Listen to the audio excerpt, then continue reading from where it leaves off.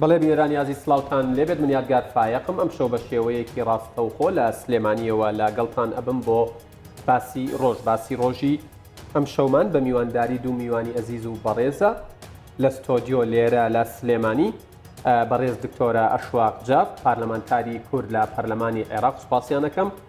و لە کەرکووکیشەوە کاک مقداد فەیزوڵڵا ڕاوێژکاری پێشووی سەرۆکی پەرلەمانی عێراق ئەویش لە کەرکووکەوە لەگەڵمانە بێ سوپاسی جەنابیشیانەکەم دیارە باسی ڕۆژی ئەم ڕۆژانە خۆتان ئاگادارن لە ئێستادا بووە بە قسەکردن لەسەر هەنگاوەکانی پەرلەمانی عێراق بۆ ئەوەی تەواوی دەنگەکانی هەڵبژاردننی 12 ئایاری ڕابردوو بەدەست هەژمار بکرێتەوە واوەشی زۆر تەرکیزیەکرێتە سەر کۆتایی پێهێنان و هەڵوەشاندنەوە و پوچەڵکردنەوەی تەواوی دەنگدانی تایبەتە کە ئەمە بە نسبەت کوردەوە ئەوترێت گورزێکی ئێجگار کوشندەیە بە تایبەت کە مافی دەنگدان لا هێزەکانی پێشمەرگەی کوردستان وەرگیراوەتەوە و دەنگەکانیان هیچ حسابێکی بۆ نەکراوە ماندووبوون و فیداکاری و خوێنڕشتنیان و شەهیدبوونیان لە ماوەی ڕابردوو لە 4 ساڵی ڕابردوو هیچ لە بەرچاو نەگیراوە ئەمە قسەی زۆری لەسەر کراوە ئێمە ئەمانەوەی ئەم شەو بزانین کایەم هەنگاوانەی پەرلەمانی عێراق تا چەندە هەنگاوی دەستوری و یاسایی بوون و تا چەندە لە سوڵاحیات و دەسەڵاتەکانی پەرلەمانی عێراقا کە هەنگاوێکی لەم جۆرە بنێت و ئەوەشی کە بە شێوەیەک لە شێوەکان کۆتاییان بەکاری کۆمیسیاران و کۆمیسیۆنی باڵای سەربەخۆ بژاردنەکانی عێراقێناوە ئەمەش تا چەندە کارێکی یاساییە و ئایا کۆمیسیاران و کۆمیسیۆن ئەتوانن دژی بۆستنەوە یان هیچ مافێکی ئەوەیان نییە پێویستە پابند بن پێوەی و پارتی وێکێتیش دوای کۆبوونەوە ئاماژەیان بەوە داوەکە هەڵۆشانەوەی دەنگدانی تایبەت لە هەرێمی کوردستان ڕەت ئەکەنەوە و بەکارێکی نایاسایی ئەزان بێگومان بە نسبەت کوردیشەوە لە کەرکووک ئەوترێت ئەم هەنگاوە دیسانەوە هەژمون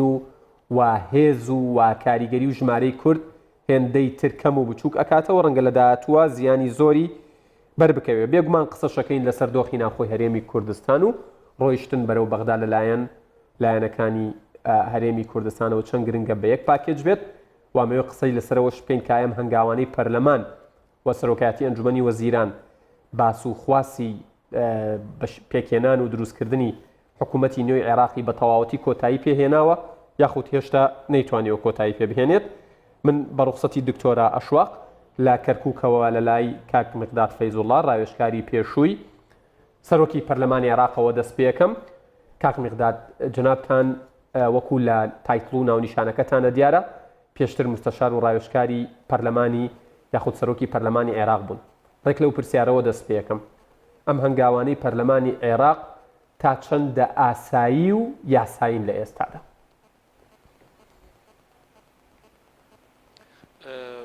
دیارە ئەم باسوخواسی ئەمڕۆ تێبینی یاسایی زۆر لەسرە و تێبینی دەستوری زۆر لەسرە بۆ یەکەمین تێبینی ئەوەیە کەەوە ئەم دانیشتنێکی ئیستیسنایی بوو و دانیشتنەکە کە ئیستیسنایی بوو دوای ئەوە کرایەوە بۆ دانیشتنێکی مەفتوح کراوە ئەمە خۆی بۆ خۆی جێی تێبینیەکی گەورەیە و ئەتوانم بڵێم تانەی لێدرا لەو ڕۆوەکەوە جەلسەیەکی ئیستیسنایی نابێت کراوە بێت دوجاریش ئەمە کە جەلسەکەش کراوە بوو بابلێن لە پەرلەمان هەستان بەوەی کەوە خوێندنەوەی یەکەمی بابلێن هەموارکردنەوەی یاسایی هەڵبژاردن کراتایە ئەمە بۆ ینی دووەمین تێبینی بۆ جێی دووەمین تێبینی یاسایی و دەستوری لەسەر ئەم هەنگاوەیە بۆیە بە گشتی هەنگاوەکان ینی هەر هەمووی ئەوە تاوەکو ئەبینین و چاودێرانیش باسی لێەکەن و هەروەها سەرۆکۆماریش سیۆنیش بەیان نامەی دەرکرد ئەوە هەر هەموو هەنگاوەکان جێی تێبینین و جێی ئەوەنکەوە ئایا ئەم هەنگاوانە تا چەند دەستوری بە بڵێ ئەم تێبینیانە جێخۆیەتی کەەوە باس بکرێت لەسەری ڕاوەستن لەسەری و ئەبێت وەک چۆن ئەلیت ڕێگای یاسایەکی بابلێن مقنع هەبێ بۆ هەموو ئەو کەسانی کەەوە پابندن بەم ئەمە ئێستا پەرلەمانی عێراق کردوێتی بە بڕوایەوە بە تێگەشتنەوە مقنع نییە بەتاکید وەکوتم ئەمەنە هەمووی پرسیارن یەکەمین پرسیار ئەوەیە ئەم دانیشتنێکی کراوە بوو دانیشتێک عفوان ئەستثنایی بوو دوای بووە کراوە دوایەوە پرۆژە یاسایی ئەمڕکردنەوەی پرۆژە یاسایی هەڵبژاردننی تیاکرا ئەمانە وەکو سەرۆکۆمانیش کە دوجار تێبینی هەیە ئەوش ئەبێ وەڵام بدرێتەوە مقنع بێت ئەوش ئەوەیە ئایا هێشتا بڵاو نەکراوەتە لە ڕۆژنامەی فەرمی چۆن بۆ پرۆژە یاسا و دوجارش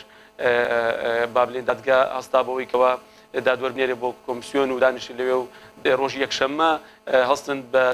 کۆبوونەوە و دوجار چەند بڕیارێک دەربڕن سەربارەت بەوەی کەوە چەندین دادوەردانین لە پارێزگاکان لە جیاتی با بڵێن بەڕێوەبەرگشتەکان هەستن بە ئەو کارانە ئەمانە هەمووی بەڕاستی تێبینین دوجار کۆمسیۆن ئاگامان لێ بەیاننامەی دەرکرد کە ئەلێ ئەم پرۆژە یاسایی کەوا هەموار کراوەتەوە ئێمە جێی تێبینی ئێمەیە کەوا ئێمە هەموو ئەو سکاڵانە و ئەو تانانی کەوا درا لە کار و ئەو کارانی ئەنجامماندا ئێمە هەموو وەڵاممانداوەتەوە ئەو کەسانی کەوە کەم تەرخەم بوونە ئێمە سزامانداون و دوورمان خستنەوە لە کار ئەمانە بە حقیقەت وەکوتم ئەمە هەمووی تێبینی زۆرە و ئەبێ مقنع بێ بەڵام بەپێی چاودێرانی بەپێی ئەوەی کەوە بەیاننامەی لایەنە سیاسەکان کاتنە سەرخەت یەکێتی نیشتیمانی کرد بەڵێ بەڵێ سوپاس دەکەم بێگومان دێمەوە لای جەنابەت دکتۆر شواق بە قسەکردن لەسەر ئەدای کۆمسیۆن دواترە چینە ناو باسەکانی دیکەشەوە بەڵام چکەوە باسێک بوو کاک مقداد و ڕوژاندی ئەوەی دادوەر و حاکمەکان نێدراون بۆ لای کۆمسیاران و کۆمسیۆن و بە شێوێک لە شێوەکان ئیزنیان داون ئەوان کارەکانیان دەست پێەکەن دیارە تەواوی لایەنەکان بە پارتی دیموکراتی کوردستانیشەوە تێبینیەکی زۆرتان لەسەر ئەدای کۆمسیۆن هەبوو و پێتان وابوو هەرچەنە لە ناوەکەی خۆیان وشەی سەر بە خۆیان هەڵگرتووە بەڵام لایەندار بوون بێلایەن نەبوون ئەمە خراپی چییە کە ئێستا ئەو کۆمیسیۆنە ئیزندراون کۆمەڵێک خەڵکی دیکە جێگەیانی گرتوتەوە پێتان وایە ئەمانی شەر بێلایەن نابنیان ئەمەش بەمە بەست کراوە بەڵێ زۆر سپاس جنابەت و سڵاو لە کاک مقداد و لە بینەرانی خۆشەویست بە حقیقەت ئەم یعنی پرۆسەیەکی زۆر ململانێکی سیاسی پێ دیارە ڕاستە کۆمیسیۆن ئێمەش بە پارتی دیموکراتی کوردستان تێبینیمان هەیە لەسەر ئەداءەکەی بەڵام ناکرێت تۆ هەڵەیە بە هەڵەکی تر چارەسەری بکەیت بۆیە بەپێی مادەی 61 دەستوری عێراقی نۆ دەسەڵاتی داوە بە پەرلەمانی عێراق یەکێک لەو دەسەڵاتانە هەموارکردنی تەشریعکردنی یاسا و هەموارکردنی یاسا و هەروەهاش مادەی 61 دەستوری عێراقی فەقەرە 5 بە ئەو دەسەڵاتی داوە کە متمانە دەدات بە کۆمیسیۆنەکان و مادەی 61 هەشت ها ئەو دەسەڵاتی داوە کە متمانەیان لێ بسەنێتەوە بە دوو قۆنەر یەکەم جار لێپرسینەوە ئینجار متمانەیان لێ بسەنێتەوە ئەوەی کە کرا بە نسبەتی دادوەرەکان دەبوایە ڕاستە ئەوان لە ناو ڕەشنووسی یاساکە دایاننا ئەمە شتێکی یاساییە کە چۆ بڵێ دادوەر لە شوێنی کۆمیسیۆن بەڵام تۆ ئەوەی نقصانە کە تۆ دەستپێکردین لێپرسینەوە لە کۆمیسیۆنەکە دەستی پێ بکەیت یعنی ئێستا بازدان بەسەر خاڵی یەکەم و یەکسەر خاڵی دوم جێبەجێ کراوە خۆیان متمانەیان دا بە کۆمیسیۆن ئەوە تەواو مەزبوطە پەرلەمانی عێراق متمانەیە پێی و کاریشی کرد ئێستا کە هاتووە دادوەر ئەخاتە تەجمید نییە یعنی لە ناو ئەو بەندەی دەستور ناوی تەجمیدی کۆمیسیۆنەکان نەهاتووە ناوی سندنەوەی متمانە لە کۆمیسیۆن بە دوو قۆنەخ نەیوتوە تەجمیدی کە لێپرسینەوە بکە ئینجا متمانە لێپرسنەوە دەڵێت لێپرسینەوەی لەگەڵ دەکرێت ئینجار بە ئەغلبیە مطلقە يسحب الثقة لێپرسینەوەیان لێ نەکراوە نەخێر لێپرسینەوەیان لێ نەکراوە بۆ چونکە ئەوان ئەم پرسێکی دراستێکی قانونیان بۆ کرد زانیان لێپرسینەوە کاتێکی زۆری دەوێ بۆیە پەنایان برد بۆ ئەم فەقەرەیە بەڵام دەبێت دەستکەن بە لێپرسینەوە ئەگینا مەسلەی تەجمیدکردنیان هیچ فەقەرێکی دەستوری تیای نییە بڵێت تەجمیدیان کە دادوەر بخەشێنی ئینجار لێپرسینەوە کە ئینجا متمانە نەخێر یەکسەر لێپرسینەوە متمانەی لێ دەسێنیتەوە بۆیە یاساییە کە تۆ دادوەر دانیت بەڵام لە چی حاڵەتێک کە تۆ لێپرسینەوە دەست پێ کردووە تۆ هێشتان لێپرسینەوە دەست پێ نەکردووە ئەوە یەک دووش طبعا ئەم یاسایە چەند خاڵێکی تایە هەندێکی دەستوریە و هەندێکی نادەستوریە وەکو ئاماژەم پێکرد مادەی 61 دەستوری عێراق نۆ دەسەڵاتی یا بە پەرلەمانی عێراق دەسەڵاتی نەدا بە پەرلەمانی عێراق ئەو نۆیە هیچی ئەوە تیای نییە کە تۆ ئەو مافەت هەبێت بۆ ئلغاکردنی نەتیجەی هەڵبژاردن بە هیچ شێوەیەک پەرلەمانی عێراق ئەو دەسەڵاتی پێ نەدراوە کەواتە مەسەلەی دانانی دادوەر ئەوە لە اعتیباری کە یاسایە بەڵام دەبێت لێپرسنەوە دەستی پێ بکات دووش مەسەلەی هەموارکردنی یاسا هەموارکردنی فەقەرەی عد و فەرزی ئلکترۆنی بۆ عد و فەرزی یەدەوەی ئەمەش یاساییە چونکە ئەمە مافی پەرلەمانە دەسەڵاتی پەرلەمانە و دەستور ئەوەی مافی داوە پێی ئەمەش دەستوریە بەڵام ئەوەی نادەستوریە بەڕاستی تۆ دەسەڵاتت نییە دەنگدان ئلغا بکەیت کاراساتەکەی لەکوێیە کاراساتەکەی لەوەیە جگە لەوەی کە ئەو دەسەڵاتێک بەخۆی داوە پەرلەمان هات فاکتەرێکی داخل کرد بەداخەوە من ئەوە دەڵێم حزب کوردستانیەکان ئەگەر تێبینیان هەیە لەسەر ئەنجامی هەڵبژاردن عد و فەرزی یەدەوی بەدەستی ئەگەر تەزویرێک هەبوو کەشفی دەکرد باشە ئێوە بۆچی مافی هێزە تایبەتەکانتان خست طبعا بۆ معلوماتی جەنابەت بەدەستی نووسرا بوو یعنی لە ئەخیر لەحظە ئیزافە کرا نە لە شنووسی خوێندنەوە یەکەم نە لە دووهەم بەدەستی ئیزافە کراوە لەسەر هێزی باشە بۆچی ئللا هێزی تایبەتی هەرێمی کوردستان کات مەولات پێم خۆشە بۆم ڕوون بکەیتەوە ئەمە چ کاریگەریەکی لەسەر هێزە تایبەتەکانە بێت کە دەنگیان هیچ حسابێکی بۆ نەکراوە لەسەر یەکریزی کورد ئەوە بەبەستی سیاسی لە پشتە بەڕاستی بێگومان بەڵێ کاک مەغداد بێمەوە لای جەنابتان ڕایەک هەیە ئەڵێت پەرلەمانی عێراق و حکوومەتی ئێستای عێراق کە پێم وابێ کەمتر لە مانگێکی ماوە تەمەنی چوونەتە ناو ململانێ سیاسیەکانەوە و بە شێوەیەک لە شێوەکان کار لەسەر نەیارەکانیانەکەن ئێوە تا چەندە هاوڕان کە پەرلەمان و حکوومەتی ئێستای عێراق نەیتوانیوە نوێنەرایەتی تەواوی پێکهاتەکانی عێراق بکات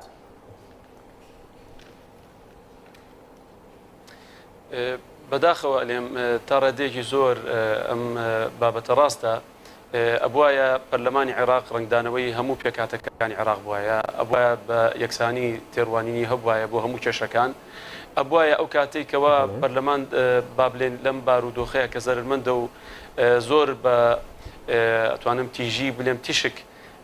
هەستا بەوەی کەەوە ڕشنووسێ بنووسێتەوە و دوجار یاساکە جێبەجێ بکە ئەبوایە کێشەی زۆرمان هەبوو لە عێراق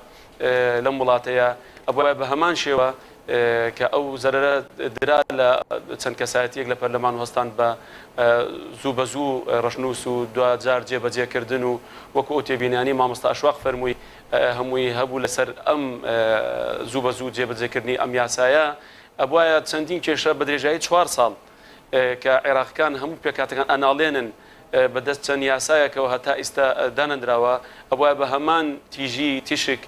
یان کەمتریش بواە هەر ڕازی بووین وەکو عێراقی وەکو چاودێرەکانە لێن وەکو ئێمە ئەگامە لێ لە سایتە کۆمەڵاتیەکان ئەلێن ئەو کاتێ ئاگرەکە کەیشتە پلۆپۆستی چەند کەسانێک بینیمان چۆن هاتنە سەر خەت و بینیمان چۆن پێشێلی دەستوریان کرد پەرلەمانی عێراق لەم هەڵبژاردنە بە تەواوەتی کەوت و دەنگەکانی نەیەنا یەکێک لەوانەی کە کەوت و فەشەلێنا حەنان فەتلاوی بوو هەموو ئەمانە کاریگەری هەیە لەسەرەوەی کە ئەوان بەخێرایی و بەپەلە ئەمانگاوانە بنێن یاخودە مانگاوانەی ئەوان لە قازانجی عێراقیەکانە و بۆ ڕوبەڕووبوونەوە و دژایەتیکردنی ساختەکاریە بەبێ ینی ناوهێنانی هیچ کەسایەتێک بەڵام بەگشتی باس لەوە ئەکەین بە حقیقەت تێبینیەکە ئەوەیە جێی داخە وەکوتم کاتێک کێشەکان گەیشتە لەپۆستی چەند کەسایەتیەک ئەوە بینیمان هەماهەنگی هەیە و بینیمان تەنسیقێکی لە نوانە و بینیمان چۆن ئەم هەنگاوانە هەمووی هاتەکایەوە ئەبوایە ئەو کێشانێکەوە چەندی ساڵە عێراقی ناڵێنە پێوەی و زۆر بە ئاسانی یعنی کێشەکان حەلەکران ناگەیشتم ئاستێکەوە دەستور پێشێل بکرێت و تێبینی سەر و کۆمار هەبێت و تێبینی کۆمیسیۆن هەبێت و تێبینی ئەندام پەرلەمانەکان بەو شێوەیە ڕاستەوخۆ وازحە ئەبوایە بەوازحی ئەبوایە ئەو یاسانە دامدرای من لەو بڕوایم ئەگەر بێت و ئەو کێشانە ئەو یاسانی کەەوە هەتا ئێستا کە هەموار نەکراوەتوان ڕشنووسی نییە یان خوێندنەوەی نەبووە ئەگەر جێبەجێ بکرا ئەمڕۆی عێراق ناگەیشتام ئەستێکەوە ئێمە نازانین بەرەو چ ئاستێکە ڕووین بەڕاستی ینی ئەتوانم بە دڵنیایە بڵێم ئێمە بەرەو فەراقێکی دەستەوریە ڕۆی نەگەروا بێت چونکی ئێمە دوای ئەم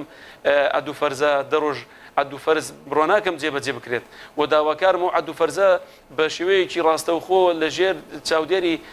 یعنی لە باڵی کامری تەلەڤیزیۆنەکان و شاشەکان هەموو هاوڵاتیەکان بیبینن ئەگەر ئەمانە بیانێ عەدالەت تحقیق بێ بە حەقیقەت چاودێرەکان داوا ئەکەن ئەلێن ئەمانەوێ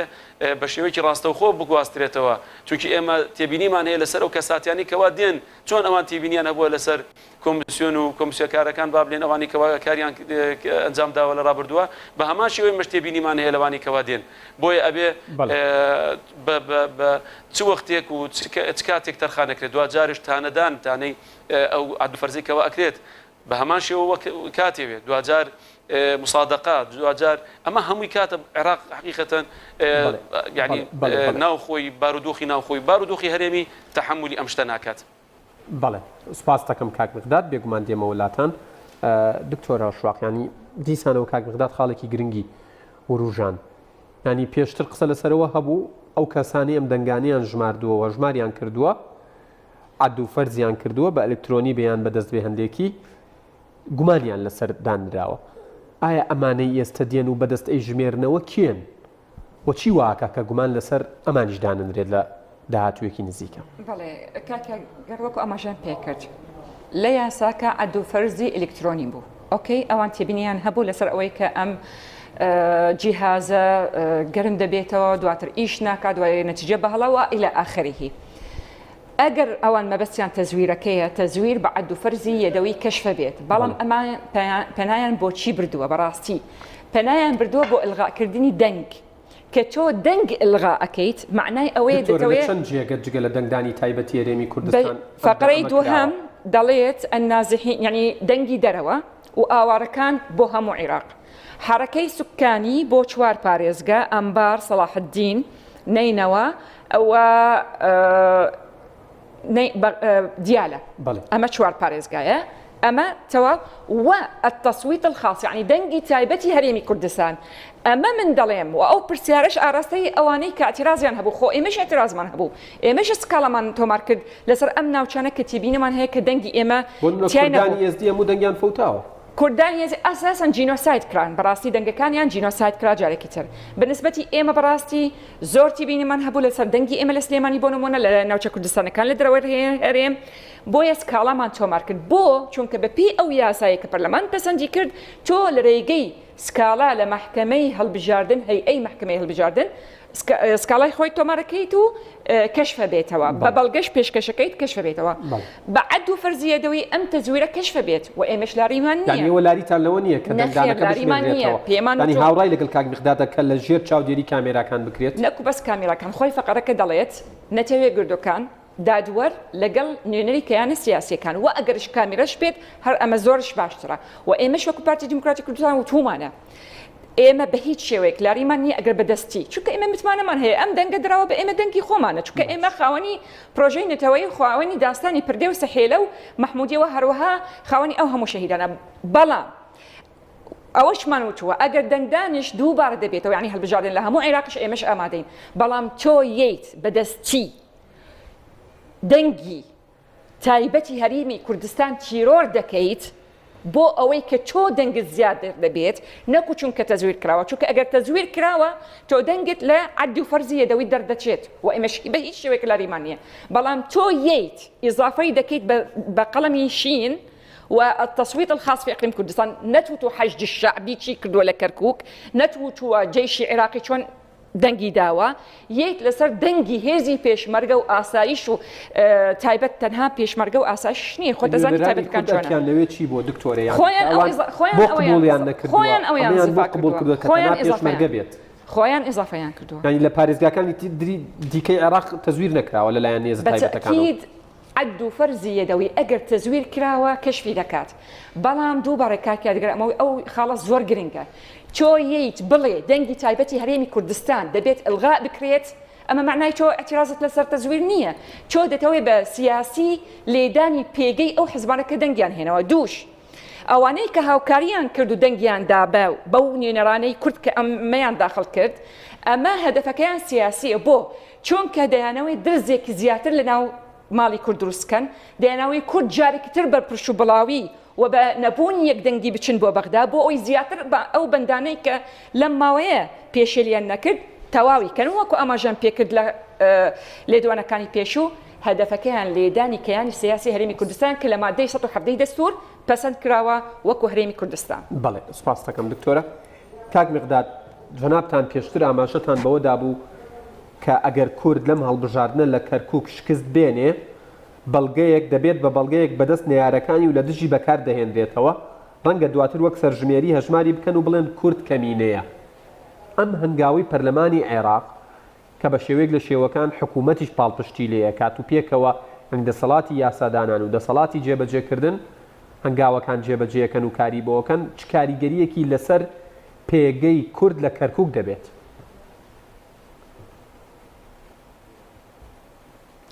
ئێمە دڵنیاین تاڕادێکی زۆر کەوا کورد زۆرینەیە لە کەرکووک و کورد سەلماندی بەوەی کەوا بە ڕێژەیەکی سۆر چوونە سەر سندوقی دەنگدان ڕاستە لە سەرەتای هەموو پرۆسی هەڵبژاردن ساردیەک ئەبینیت بەڵام دوجار خەڵکی بە جۆش و خۆشێکی زۆرەوە چوونە سەر سندوقی دەنگدان بەڵام دیارە ئەمەی کەوا کرا ڕاستە و خۆ تەسیری هەیە لەسەر کەرکووک بە دەرەجەیەکی یەکەم دوجار هەرێمی کوردستان بە دەرەجەی دووەم و ئەوەشی کە بینیمان لە دوای پرۆسەی دەنگدان کە ئەنجام درا جادە و بانەکان لە کەرکووک بەڕاستی هەمووی گیرا لەلایەن خۆپێشاندەرەکان یەک هەڵوێستێک نەبوو لەلایەن پارێزگاری کەرکووک بە وەکالەت یەک هەڵوێست نەبوو لەلایەن دەستگا ئەمنیەکان سەبارەت بەو خۆپێشاندانانی کەوا بوونە مایەی ئەتوانم بڵێم شەللکردنی زۆربەی شەقام جادەکانی کەرکووک هیچ هەڵوێستێک نەبوو و ئەمڕۆ کە ئەم شتانە ئەمجاندرا ئەم کارانە ئەنجامدرا ئەمە کاروبارێکی سیاسیە دەستکاری تێوەردانە لە ناو کاروباری یاسایی بە حقیقت وە کەرکووکش ئامانجی سەرەکیە لەم مەوزوعەیە لەم بابەتەیە بڕیاری دەستگیرکردنی کاگرێبووە تاڵەبانی سەرۆکی ئەنجومەنی پارێزگای کەرکووک بڕیاری دەستگیرکردنی کاک دکتۆر نەجمەدین کەریم پارێزگاری کەرکووک هەمووی لە چوارچێوەی ئەو ململانێ و هەنگاوە سیاسیانەیە بۆ ئەوەی چاوی کورد لەسەر پرسە گرنگەکان لا بدرێت و بە بەم پرسانەوە مەشغوڵ و سەرقاڵیان بکەن. بابەتەکانی ئەو دوو بەڕێزە من زۆر نەچوومەتە قولاییەوە بەڕاستی هەرچەندە باسواکەن ئەمە ماوەیەکی ڕابردوو ئەم با بڵێن سکاڵانە هەبووە بەڵام باسکردنی لەم باس و خواسەیە ئەم ئەتوانم بڵێم ئەوە لێدانی معنەویاتی تاچی کوردە لە کەرکووک ئێمە لە دوای ئەم ڕووداوانەی بەڵێ عفوان بگورە قسە لەسەر تەوقیتەکەی یعنی مادام پێشتر هەبوو بۆ بیزەبت لە ئێستایە بەتاکید ئێمە ئاگامان لێیە چەندین هەنگاوە کرێ لە کەرکووک لە ناو کەرکووک بینە و کەرکووکمان بەجێنێشتووە و بە وردی سێری هەنگاوەکانی حکوومەتی مرکزی بەغدا دەکەین و حکوومەتی ناوخۆی کەرکووک دەکەین هەموو هەنگاوەکان بۆ یعنی ئەچێتەوە قاریکەوە کورد شکست بێنە لە ڕووی معنەویە کورد ئەتوانم بڵێم تا ڕادێکی زۆر مەرجێکی گەورەیان کردبوو کە کورد نستنە سەر سندوقی دەنگدان چەندین چالاکیان ئەنجامەدا لە ناو گەڕەکە کوردیەکان بەس بۆ ئەوەی کورد شکست بێنێ خۆشبەختانە کورد بە خۆشدرۆشێک و ئاماژەم پێکرد چۆر سەر سندوقی دەنگدان و ئەتوانم بڵێم تا ڕادێکی زۆر ئەگەر بە هەر شێوەیەکش بێ ئەگەر عادی فەرز و عادو فەرزش بکرێ ئێمە لەو بڕوایم کورد هەر زۆرینەیە لە کەرکووک و هیچ تەئسیرێکی نابێت. باشە زۆر بە کورتی وەڵامم بیتەوە یەکریزی و هەماهەنگی نێوان لایەنە کوردیەکان لێرە بەدوا بەنسبەت چوون بەرەو عێراقەوە و تەرکیزم لەسەر کەرکووکیش بێت پێت وایە ئەم هەنگاوانە زۆر کاریگەری لەسەریە بێت و واکات کە پەرتەوازەی نێوماڵی کورد زیاتر بێ و بەو مەبەستەشە هەنگاوانە نراون ئەگەر پرسیار بکەی لە هەر تاچێکی کورد لە کەرکووک داواکارە ئەلێ ئێمە لە کەرکووک ماوینێتەوە بازێکی زۆر گەورەمانداوە لەسەر ئەوەی کەەوە ناسنامەی کوردستانیەتی کەرکووک بپارێزین زۆر تووشی کێشە و ئێشکەنجە هاتووینە بە هەموو جۆرێکەوە داواکارین بە هەمان شێوە لایەنە کوردستانیەکان یەک ڕیز بن یەک دەنگ بن کاسن بە بەغدا ئەگەر هەر لایەنێکش هەستەکات کەوا بەرژەوەندی ئەو لایەنە بەرژەوەندیەکی بابلێن کەم و ئەتوانێت شیست بەدەست نێنێ بەڵام کە چووە ڕیز لایەنەکانی ترەوە و استراتیجیەکی وازحیاندان وەکو چۆن ماڵی شیعی دانراوە هەتا ئێستا استراتیجێکی زۆر وازحی هەیە و هێڵێکی سوور هەیە کەس ناتوانێت بیبەزێنێ داواکارن هەر تاکێکی کورد لە کەرکووک هەموو لایەنە کوردستانیەکان استراتیجێکی وازحیان هەبێت کە ئەچن بۆ بەغدا بۆ هێڵێکی سووریش هەبێت کە هیچ لایەنێک نەیتوان بیبەزێنێ ئەوە داواکاری هەر تاکێکی کوردە لە کەرکووک و ئومێدێت و هیوایەتی بەڵێ سوپاس دەکەم دکتۆرە شوخ کۆتا پرسیارم چکە کاتم بە تەواوەتی لە کۆتایی نزیک بۆتەوە ینی قسەیەک لەسەر پەرتەوازایی ینی زیادکردنی زیادبوونی پەرتەوازایی نێوماڵی کوردی دوایم هەنگاوانە و قسەیەکیش لەسەرەوە بکەین ئایا ئەمەی پەرلەمان کردی لێدان نەبوو لە مقتەدا سەدر بە دیاریکراوی چکە ئیتر لێرە بە دوا ڕەنگە نەتوانێت وەکو پێویست باسی پێکێنانی حکوومەت و هەنگاوەکانی دانوستان و ئەو شتانەی خۆی ئەنجام بدات کە بڕیاری لێدا بوو پێشتر من بە زیاتر ئەبینی لێدانی کوردە و تیرۆرکردنی دەنگی کورد لە کەرکووکە بەڕاستی چونکە وڵاتانیش هاتوونە سەرخەت وڵاتێکی تایبەت سش هاتوتە سەرخەت بۆ سەرخستنی پێکاتەیەکی تایبەت لەسەر حسابی دەنگی کوردە پێشتر شکستیە نابوو لەوەی کە هەنگاوەکانی جێبەجێ بەتەکید و زۆرش نیگەران بوون بە هەستی نەتەوەیی ملەتی کورد لە کەرکووکە و بۆیە هاتوونە سەرخەت و ئەگەر ئەبینی تەنانەتش لە وێنەکانیشیان پاسەوانی تورکیشتیایە بەڕاستی و هەروەهاش ئەگەر ئەو تەسریحانە کە نوێنەرانی کورد لە کەرکووک دایانە کە کاتی گومارە کراوە بارەگای کۆمسیۆن فەرمانبەرە کوردەکان چوونە دەرەوە ئەوانش دەستکاری سندوقەکانیان کرد ئەگەر ئەمە ڕاست بێت معنای ئەوەیە ئەمەی کە کرا لە پەرلەمانی عێراق تیرۆرکردنی دەنگی کوردە بەڕاستی چونکە بەتەکید کە دەستکاری دەکرێت بەتەکید دەنگ بۆ پێکاتێکی تر غەیری کورد کەواتە کەرکووک جارێکی تر دەبێتە قوربانی ململانەی سیاسی حیزبە کوردستانیەکان یەن هەروەهاش بڕینی ئاوش ئەوە کات فشار لەسەر کوردستانی کورد دکتۆرە قسە لەسەرەوە هەیە ڕاگررتنی ینی گرتنەوەی ئاو لە عێراق ئەڵێن لە ئێستاە بکە دوا خراوە لەلایەن تورکیاوە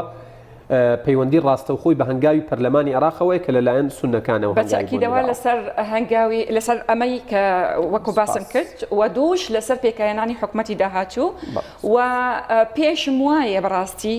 ئەمەش کە پەسەند کراوە تیرۆرکردنی دەنگی خەڵکی کەرکووک و تیرۆرکردنی دەنگی هێزی تایبەتی کوردستان لەلایەنی نوێنەری کورد ئەوە بە دەنگی غەیری کورد ئەمە بۆ لێدانی یەکریزی ماڵی کوردان بەڵێ جا کورد کەیوانە بۆ دکتۆرە ئەشواقجا پەرلەمانتاری کورد لە پەرلەمانی عێراق زۆر سپاس کاک مقداد فەیزوڵا ڕاوێژکاری پێشووی سەرۆکی پەرلەمانی عێراق کە لە کەرکووکەوە لەگەڵمان بووی سپاس بۆ جەنابیشتان